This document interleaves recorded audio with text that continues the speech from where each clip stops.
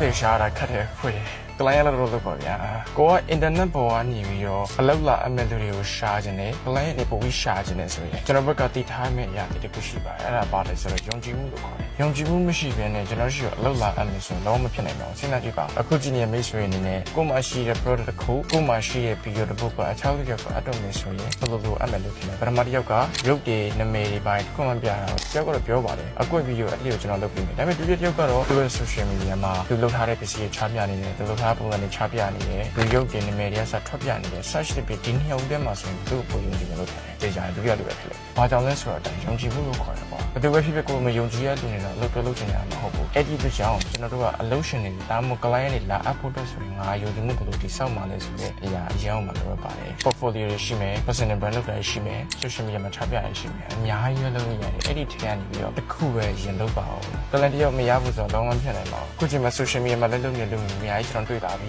သူတို့တပုံစံနဲ့ပဲလုပ်နေရအဲ့ဒီအတွက်ကြောင့်ကျွန်တော်တို့မြန်စကားပြပြပြန်ပြောတယ်ကျွန်တော်ဒီလမ်းက search ရှောက်ခဲ့တာကိုနိုင်လမ်းသဘောကျလို့ခုချိန်မှာ client ဘယ်နှယောက်ရလာတယ်တယောက်ရလာနှစ်ယောက်သူတို့ client တယောက်ထင်းနေတယ်ဟို company ရုံးနေတယ်မှာကိုနင်းတယောက်ရရဲ့လားစာတကူသူတို့ကအမိပြောချင်တာ client အများကြီးမစင်းတဲ့နေတယောက်ပဲအဲ့ဒီတယောက်ကိုပဲချင်းစလို့ search ရှာအောင်လို့တွဲလို့မရလို့ဘာလို့ client တယောက်ရပြီဆိုတော့သဘောတရားတွေကိုနားလည်လာတယ်လူတွေနဲ့စကားပြောတဲ့ပုံစံတွေပိုပြီးအတွေ့အကြုံရလာတယ်ဒီလိုအချိန်မှာစပြီးတော့ဗာလဲဆိုတော့နောက်တစ်ယောက်ထက်ရဖို့မခတ်တော့ပထမဆုံးတယောက်ရဖို့တော့နည်းနည်းလေးတော့ရုန်းကန်ရပါတယ်